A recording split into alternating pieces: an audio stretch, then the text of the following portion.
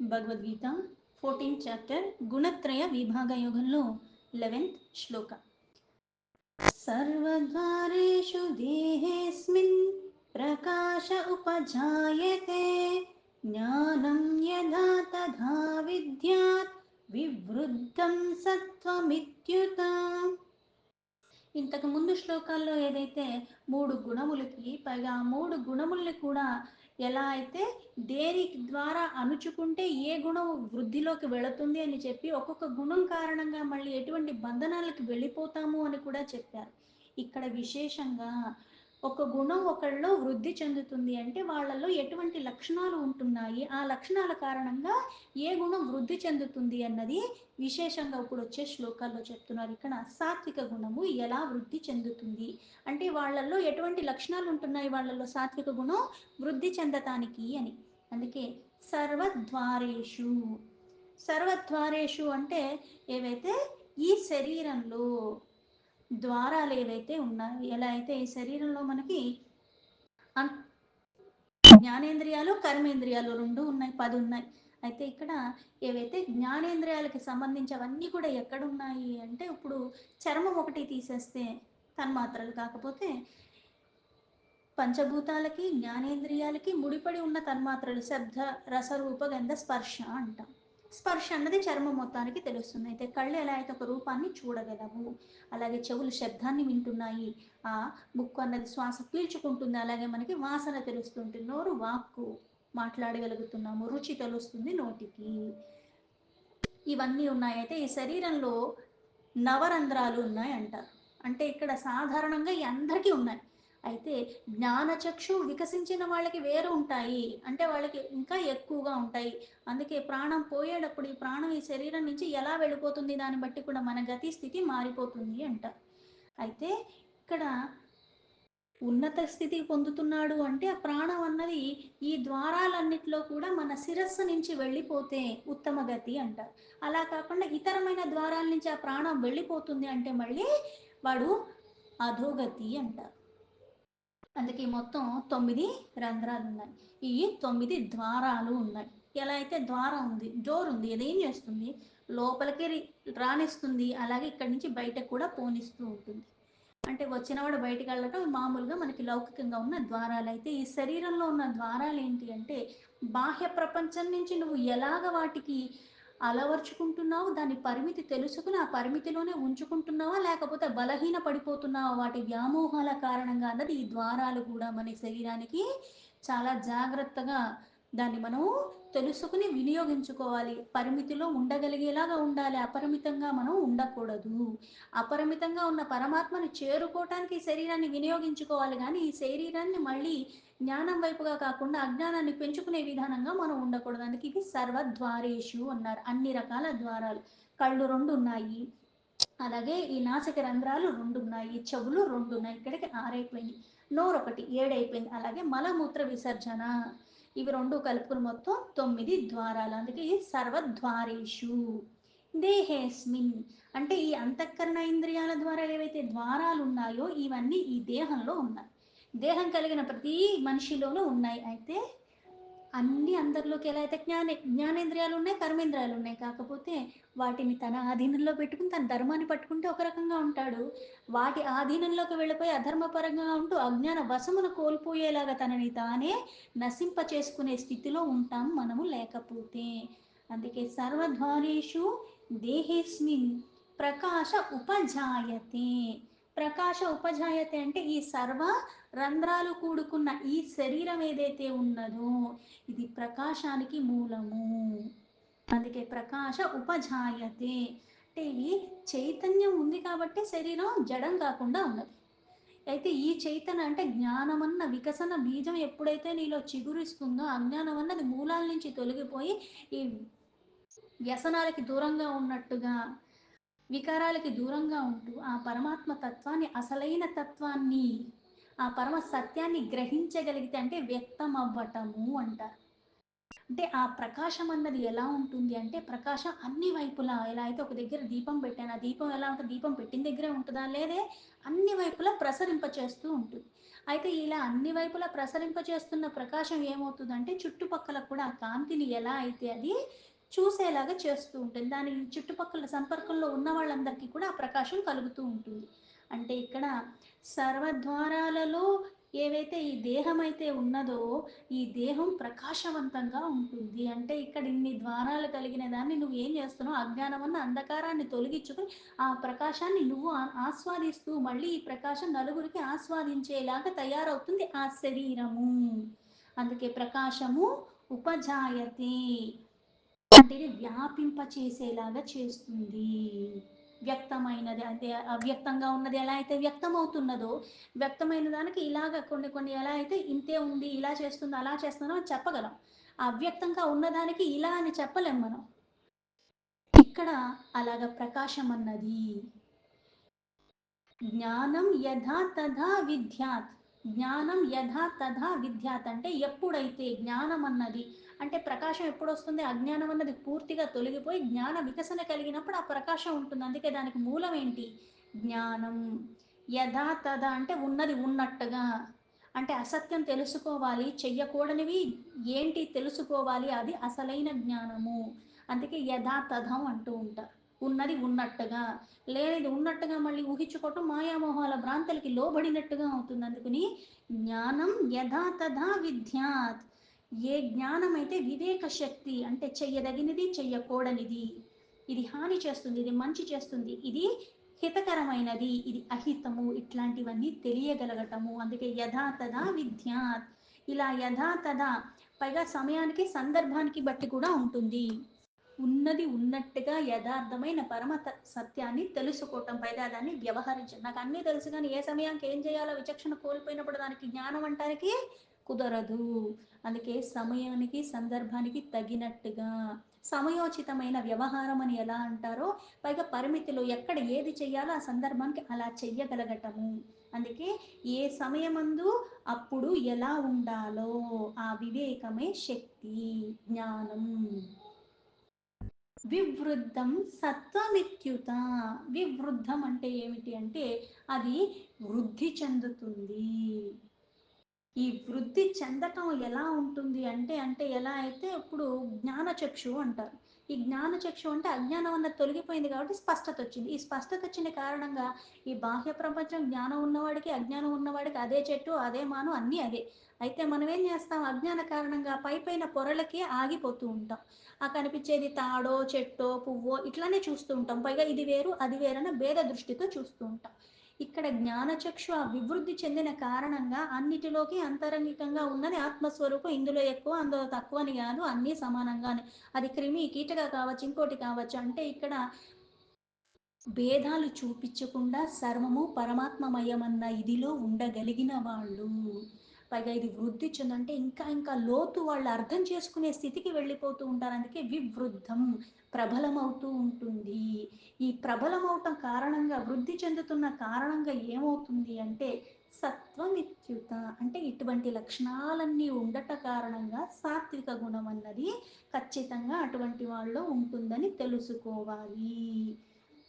శ్లోకానికి యథా తదా మీనింగ్ తీసుకుంటే సర్వద్వారేషు దేహేస్మిన్ ప్రకాశ ఉపజాయతే జ్ఞానం యథా తదా విద్యాత్ వివృద్ధం సత్వమిత్యుత. ఈ శరీర ఇంద్రియాలందు అంతఃకరణమందు చైతన్యము వివేక శక్తి ఉత్పన్నములైతే, అంటే ఇక్కడ చైతన్యం ఉత్పన్నం అవుతుంది అంటే అంతకుముందు లేదా అని కాదు, ఉన్నాయి. అంటే ఉన్నాయన్న ఎరుకలో వాళ్ళు ఇంకా దానిని వృద్ధి చేసుకునేలాగా ఎలా అయితే అద్దానికి మసకబట్టింది దాన్ని నేను తుడుస్తూ తుడుస్తూ ఉంటే ఎలా ఉంటుంది, అది ఎప్పుడూ కాంతివంతంగా అందులో స్పష్టంగా మనకి కనిపిస్తూ ఉంటుంది. అలాగా ఈ శరీర ఇంద్రియాలలో అంతఃకరణమందు ఉన్న చైతన్యము వివేక శక్తి అంటే జ్ఞానం అన్న బీజం చిగురించిన కారణంగా ఇవి ఇంకా ఇంకా వృద్ధి చెందుతూ ఉంటాయి. అటువంటి వాళ్ళల్లో సాత్విక గుణం అన్నది వృద్ధి చెందుతుందని అర్థం చేసుకో అని చెప్పాను. అంటే సాత్విక గుణం వృద్ధి చెందుతుందంటే అర్థం ఏమిటి అంటే వాళ్ళలో ఈ జ్ఞానచక్షు అన్నది ఉన్నది. అంటే జ్ఞానపరమైన దృష్టితో వాళ్ళు చూస్తూ ఉంటారు కదా, వాళ్ళు చేసే పనులన్నీ కూడా అలానే ఉంటూ ఉంటాయి. అంటే ఇక్కడ వాళ్ళకి జ్ఞానేంద్రియాలు కర్మేంద్రియాలు అన్నవి వాళ్ళ ఆధీనంలో ఉంటే వీళ్ళు ధర్మాన్ని తప్పకుండా ఉంటారు. పైగా ప్రతిదాన్ని కూడా ఆ జ్ఞాన చక్షుతోనే చూసే ప్రయత్నం చేస్తూ ఉంటారు సాత్విక గుణం ఎక్కువగా ఉన్నవాళ్ళు.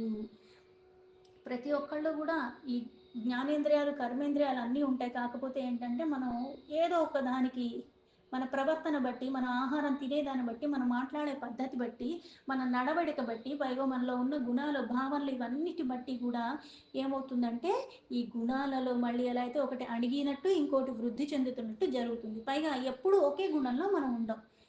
వానాకాలం ఎండాకాలం వచ్చిపోయి ఎలా అయితే ఉన్నాయో ఒక సంవత్సరంలో వర్షాకాలం వస్తుంది. ఎప్పుడు ఒకటే కాలం ఉండట్లేదు. పొద్దున్న ఎండగా ఉందని రాత్రి కూడా ఎండగా ఉంటుంది, అలాగే చల్లగా వస్తుంది. అలాగే ఏదో ఒక గుణానికి లోబడిపోతూ ఉంటాం. ఒక రోజులోనే ఒక గడియ ఒక గుణంలో ఉంటే ఇంకో గడియ ఇంకో గుణంలో ఉంటూ ఉంటాం.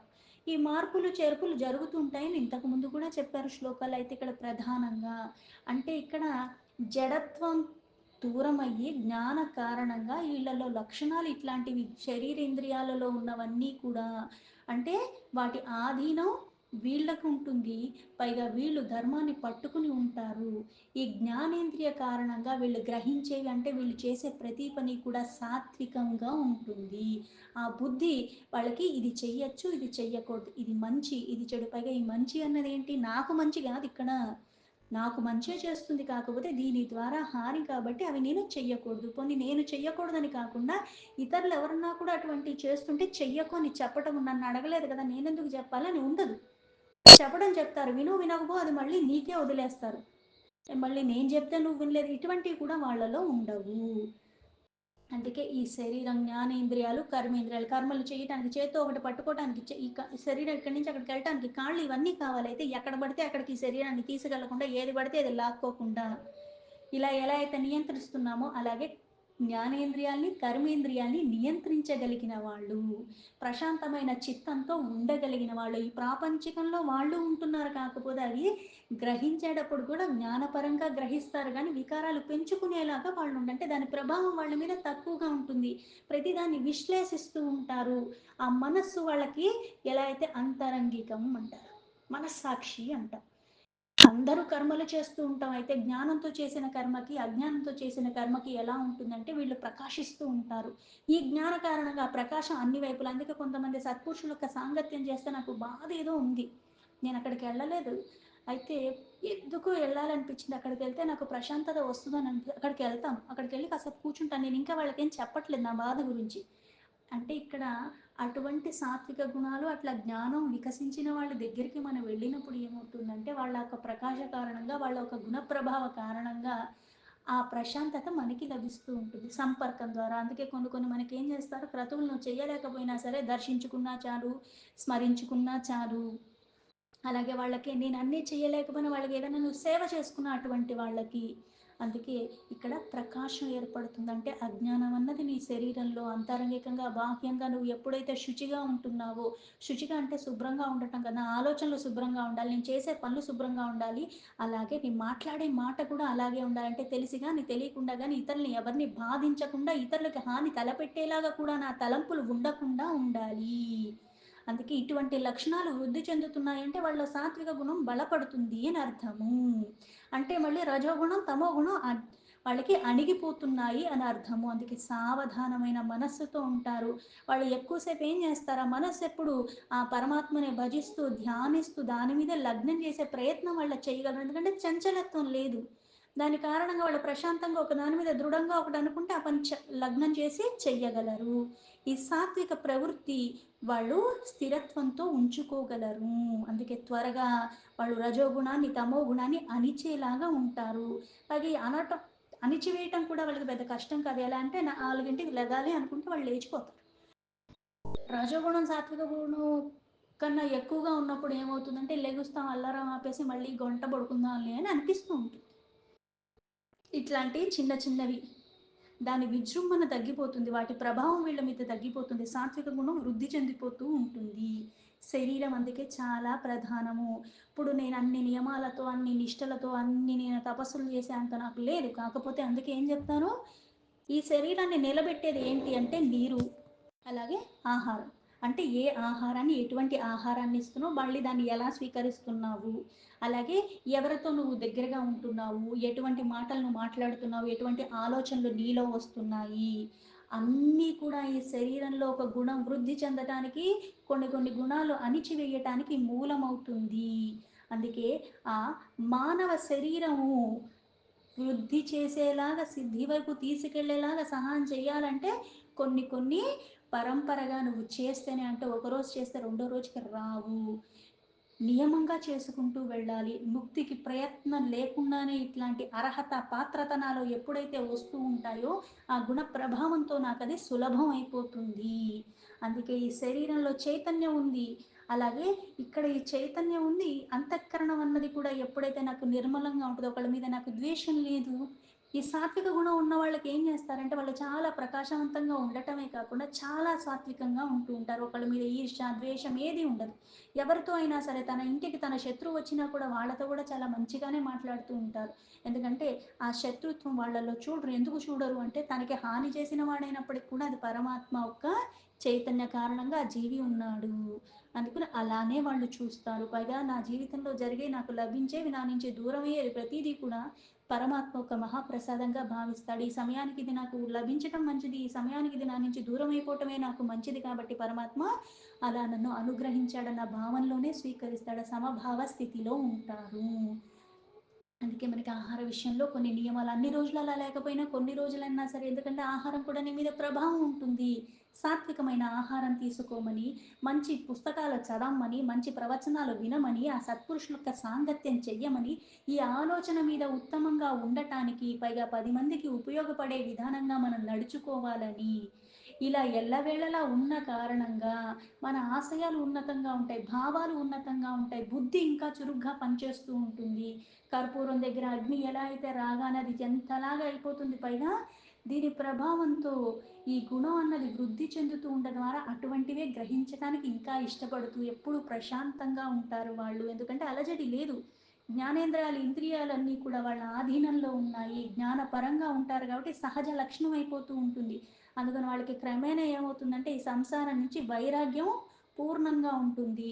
మనస్సు చంచలత్వానికి లోబడకుండా సుఖశాంతులు అన్నీ కూడా ఎలా అయితే ప్రవాహం వస్తుంది పోతుంది, రాగద్వేషాలు దుఃఖ సుఖాలు భయాలు చాంచలత్వము ఏమీ లేకుండా ఈ ప్రమాదాలు కూడుకున్నవన్నీ కూడా వాళ్ళు చాలా సునాయాసంగా జయిస్తూ ఉంటారు.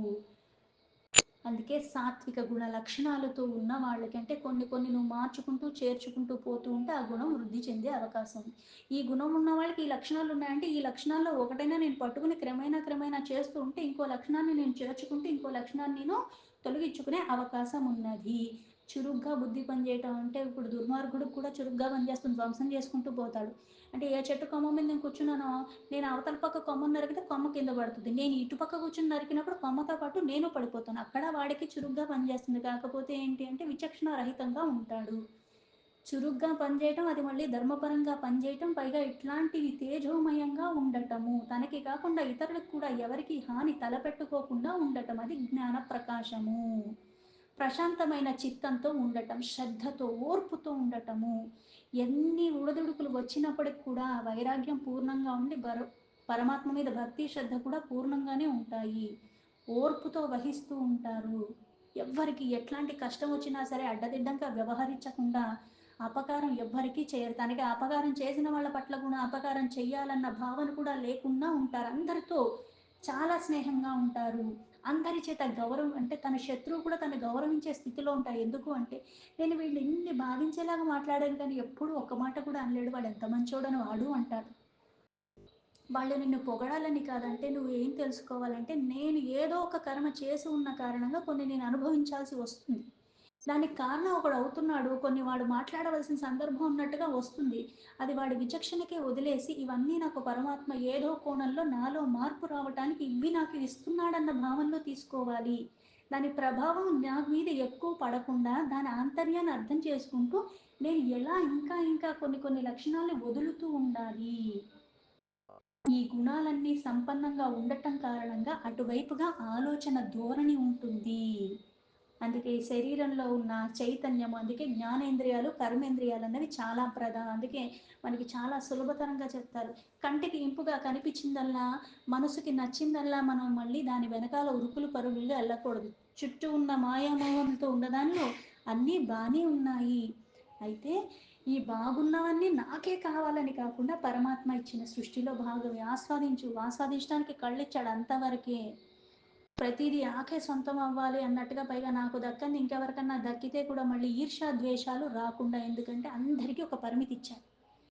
నాకు ఏదైతే అర్హత పాత్రత ఉందో అది నాకు ఇస్తాడు. నా నుంచి ఎవ్వడూ దాన్ని తీయలేడు. ఆ క్షణంలో నాకు ఏదన్నా కాస్త బాధ కలిగేలాగా ఏదన్నా జరిగి ఉండొచ్చు, కానీ దానికి కూడా ఒక కారణం ఉండుంటుంది. అంతేగాని మళ్ళీ ఇంకొకళ్ళ మీద ఈర్ష్యా ద్వేషాలు కూడా రాకూడదు.